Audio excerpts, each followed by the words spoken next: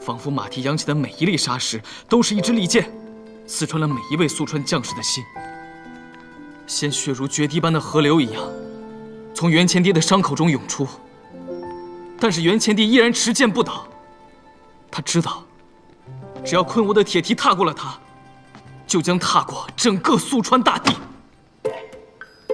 神主将整条怒河托在手上，将怒河水化作鱼水之剑，掷向昆吾人。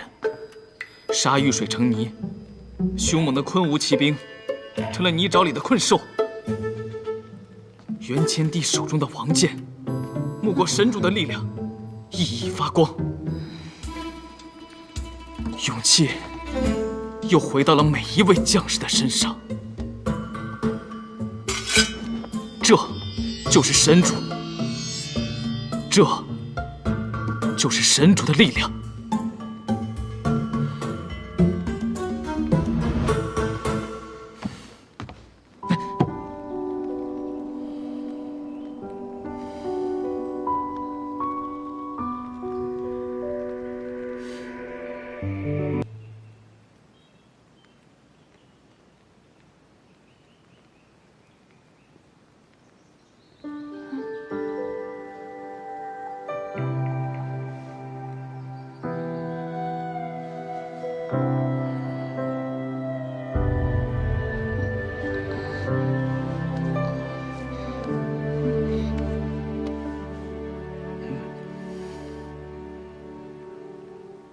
是不是太累了？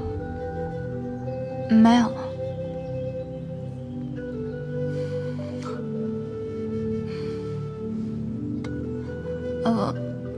玉石嘛，知火也有。好看是好看，但是不结实。我真的能让这把剑变成无坚不摧的王者之剑吗？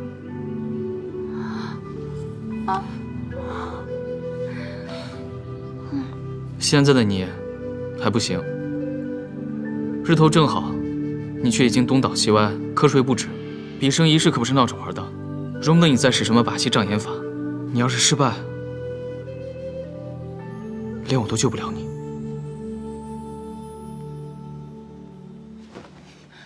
你这是在教训我吗？摆起天子的架子来了，还不是你讲的这些故事太无聊了？故事？你觉得这些都是故事？不是吗？这些，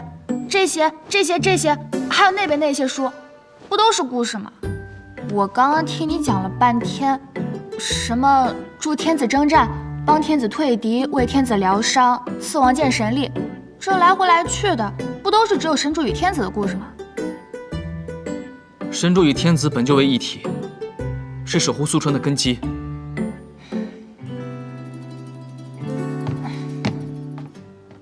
可是你的这些故事对我一点用都没有，就像是在知火，随便抓一个老人就能跟你讲上一大堆知火勇士和地火搏斗的故事，一晚上都不带重样的。可是没有一个故事能够说明白地火是因何而起，为什么500年不灭。你的这些故事也一样，他一个也没有告诉我神主究竟是如何而来。有时候知道缘由也不一定就能解决。我知道知火流传了些关于火妖的传说，传说那就是地火的元凶。我爹说了，那些都是老人们编的瞎话，不足为信。但你是不是一直都怕传说是真的？你从小立志熄灭地火，就是想证明你娘亲和火药没有关系吧？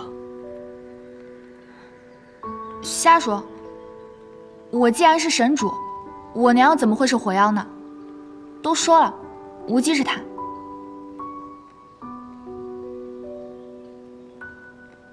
是啊，都是些无稽之谈。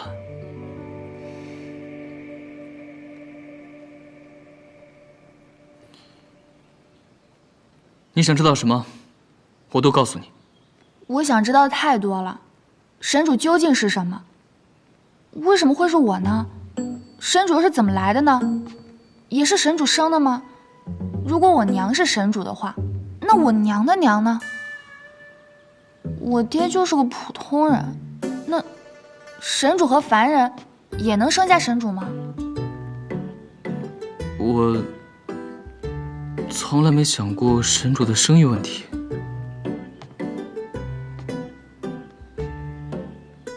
这么严肃的问题，你脸红什么？我只是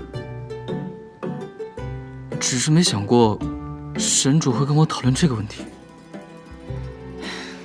生育繁衍可是大问题，知火人数本来就不多，灭火又容易死伤，如果不注重人口问题的话，很快就没人守护宴席墙了。像我爹这样只生我一个女儿的，倒是绝无仅有了。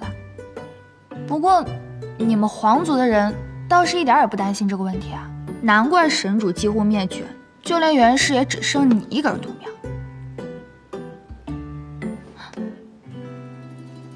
对不起啊，我一时口无遮拦。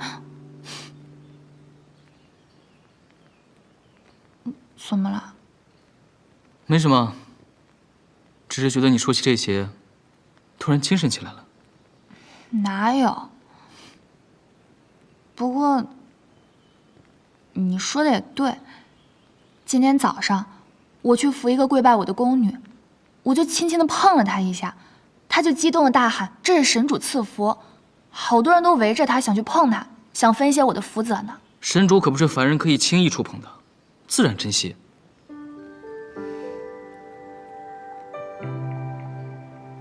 小时候，族里的那些爹娘都不让他们孩子跟我玩，他们对我都避之不及，说我是不祥的妖物。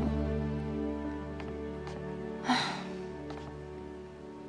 因此，我爹没少跟别人打架。他还骗我说，那是在跟别人练功呢。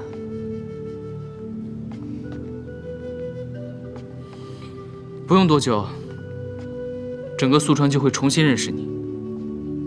到时候，我带你去看你娘亲。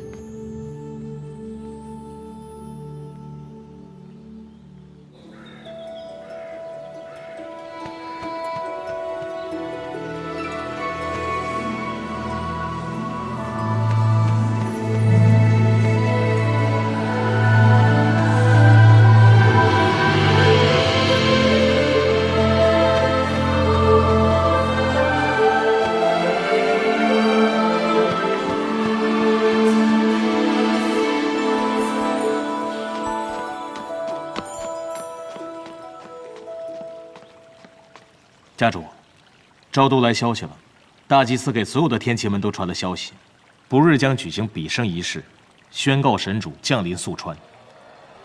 这么快啊！